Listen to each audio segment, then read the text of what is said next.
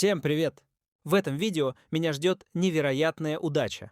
Мне наконец-то выпал Esok самый редкий и секретный брейнрот в Roblox Escape Tsunami for Brainrots. Что с ним делать? Конечно, зачаровать. В этом ролике я проверяю абсолютно все возможности этого легендарного предмета. Что я могу получить? Самые мощные бусты или что-то уникальное? Смотрите ролик до конца, чтобы узнать результат. Не пропустите!